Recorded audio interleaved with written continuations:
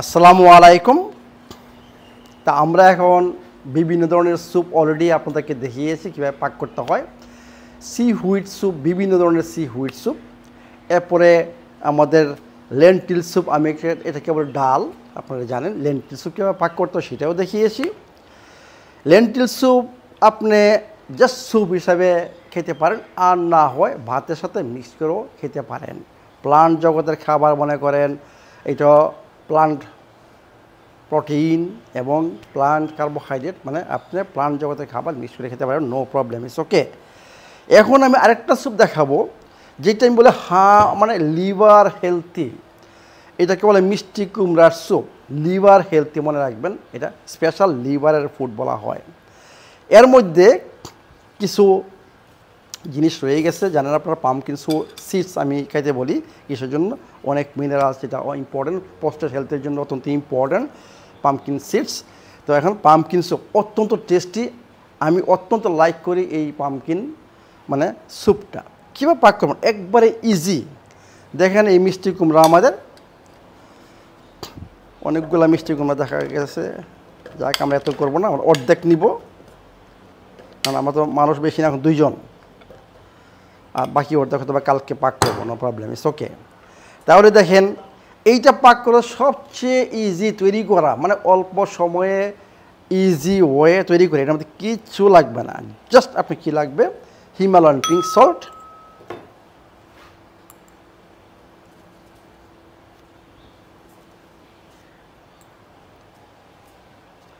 Just Himalayan pink salt, আর একটু আমি অ্যাড করব পেঁয়াজ। এখন আমি পানি অ্যাড করব, পানি অল্প অ্যাড করবেন, মানে জাস্ট মানে দেখাচ্ছি আমি কতটুকু পানি, আর বেশি না, কারণ স্যুপটা একটু ঘন রাখবো। এই পানি আমি লাইক করি ঘন স্যুপ। পানি যদি বেশি দিয়ে দেন তাহলে পাতলা স্যুপ হয়ে যাবে, খুব একটা টেস্ট হবে না। ফিনিশ। এখন আমি এটা ঢেকে দিব, ঢেকে দিয়ে আমি 80 ডিগ্রি সেন্টিগ্রেডে এখন আমি করবো, দেখেন 80 ডিগ্রি সেন্টিগ্রেডে বসা রাখেন, বেশিক্ষণ না।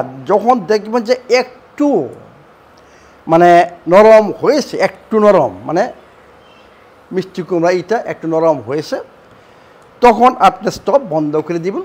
অত্যন্ত শর্ট টাইম, মানে এটি জাস্ট নরম হইতে হবে, কারণ আমি এটাকে পরে ব্লেন্ড করব। ব্লেন্ড করার পরে জাস্ট আপনি এইটাই, মানে পানি ফেলবেন না, কোনো কিছু ফেলবেন না, জাস্ট আপনি ব্লেন্ডারে নেন, এরপরে ব্লেন্ড করেন, দেখবেন স্যুপ তৈরি হয়ে গেছে। তৈরি হওয়ার পরে আমি আপনাদেরকে রিকমেন্ড করব আবার অলিভ অয়েল ইউজ করার জন্য। এটার মধ্যে জাস্ট কোকোনাট অয়েল না, জাস্ট অলিভ অয়েল অ্যাড করে খান, দেখবেন যে কত টেস্ট। একটা পোর্শনের জন্য 1 বড় চামচ অলিভ অয়েল ইউজ করবেন। তাহলে দেখেন কত সহজ উপায়ে আমরা খাবার তৈরি করি, এবং এই খাবারকে আমি বলি এগুলো ঔষধ, নট অনলি খাবার। এই খাবার যদি আপনারা খান, আপনাদের ডাইজেশন কোনোদিন ডাইজেশনের প্রবলেম হবে না। IBS, IBD, গ্যাস্ট্রাইটিস, হেলিকোবাক্টার পাইলোরি, তারপর আপনারা বলেন আলসার, এইগুলা ইম্পসিবল। আপনি যদি এইভাবে পাক করে খান, এইসব খাবার খান, ন্যাচারাল খাবার খান, আপনার যদি ডাইজেশনের প্রবলেম না থাকে, আপনার অ্যাবজর্পশন ভালো হবে। এবং আমি তো চিন্তা করেই যে খাবারগুলো তৈরি করি, যে নিউট্রিয়েন্টস কার জন্য দরকার, আমাদের কোষের, সেলের নিউট্রিয়েন্টস দরকার। তা আমি দৈনন্দিন খাবারগুলো ওই হিসাব করে তৈরি করি, যাতে আমার সেলের খাবার থাকে, যাতে সেল তার কাজটা ঠিক মতো করতে পারে। তার কাজ হচ্ছে এনার্জি প্রোডাকশন, অটোফেজি, এবং যে ওয়াস্ট, অ্যাসিডিক ওয়াস্ট প্রোডাক্ট, সেটা বের করে দেওয়া, আর কোনো কাজ নাই। তাহলে এই কাজটা করার জন্য আমাকে যা দরকার সেলকে আমি সাপ্লাই দিব।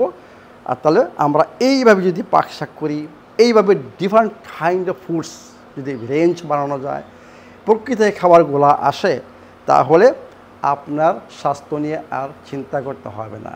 তাহলে আসুন আমরা আস্তে আস্তে খাবারের রান্না করার যে পদ্ধতি সেগুলো চেঞ্জ করি, আমাদের খাদ্য অভ্যাসগুলো চেঞ্জ করি, তখনই আমরা সুস্থ হতে পারবো। কারণ আপনারা বাংলাদেশে যে হিটে পাক শাক করেন, যেই মশলা ইউজ করেন, যেসব তেল ইউজ করেন, এইগুলা খেয়ে এবং যেটা আপনার সংমিশ্রণ যে একটার সাথে কীভাবে আরেকটা খাচ্ছেন, এইসব খেয়ে আপনার জীবনও সুস্থ হতে পারবেন না। যত কিছুই করেন, যত সাপ্লিমেন্ট খান, যত দামি দামি খাবার খান, যদি আপনার রান্নার পদ্ধতি এবং মিক্সিং কোন খাবার সাথে কোন খাবার খাওয়া যাবে, পানিটা কখন পান করতে হবে, ফলটা কখন খেতে হবে, এইগুলো যদি আপনারা না ফলো করেন, এটাকে বলা হয় খাদ্যাভ্যাস, তাহলে আমরা জীবনও সুস্থ হব না এবং আমাদের ডাইজেশন প্রবলেম সবসময় থাকবে। কেউ এই আপনাদের প্রবলেম সলভ করতে পারবে না।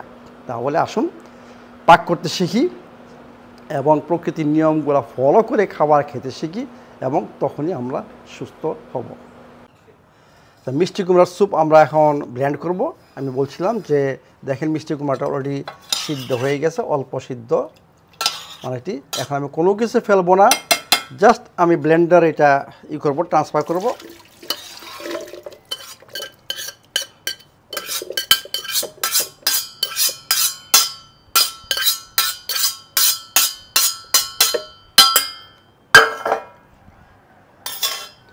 জাস্ট আমি এখন ব্লেন্ড করব।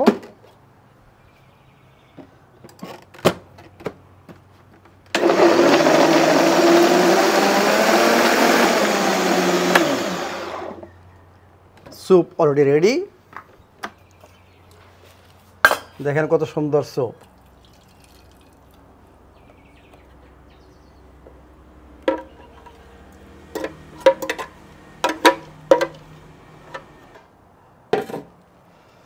এখন আমি এখানে অলিভ অয়েল ইউজ করব।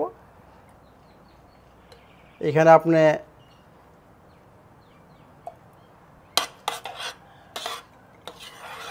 একজনের জন্য হাফ টেবিল স্পুন বা 1 টেবিল স্পুন ইউজ করতে পারেন, নো প্রবলেম। যদি বেশি ইউজ করেন টেস্ট হবে বেশি, মানে 1 বড় চামচ ইউজ করবেন, তাহলে টেস্ট ভালো হবে। এই রেডি। এখন আপনি টেস্ট করে দেখেন কত সুন্দর, ফ্যান্টাস্টিক স্যুপ। প্রত্যেকটা খাবারই অ্যাকচুয়ালি টেস্টি। ভালো খাবার, যে সুস্থ খাবার যে টেস্টি হয়, আপনারা তৈরি করে দেখেন, এরপর আমাকে কমেন্টস বক্সে লিখবেন যে টেস্ট আছে না নাই, যে না আপনাদের যে পাক করে খান এই যে আমাদের ট্র্যাডিশনাল অনুসারে সেটা টেস্ট না এটার টেস্ট, এটা আমাকে একটু জানাবেন কাইন্ডলি। তাহলে আমাদের স্যুপ অলরেডি রেডি। এটাকে বলা হয় পামকিন স্যুপ বা স্যুপ। কিন্তু একটা মনে রাখবেন, আমেরিকান কোনো স্যুপ মানে খাবারের প্রথমেই স্যুপ খেয়ে নেবেন, যে কোনো স্যুপ হোক, এটা লেন্টিল হইতে পারে, সি ফুড স্যুপ হইতে পারে, এইটা হইতে পারে পামকিন স্যুপ, মানে স্যুপটা প্রথম খাবেন, খাবারের নিয়মটা বলতেছি প্রথম। এরপরে আপনি আসেন ডিম, মাংস, মাছ, যেটা আপনি লাইক করেন, শাকসবজির সাথে। এরপরে নেক্সট হচ্ছে আপনি ভাত, কিনোয়া বা বাকহুইট। এই নিয়মটা ফলো করেন, দেখবেন যে আপনার ডাইজেশনের কোনো প্রবলেম হবে না। Thank you very much.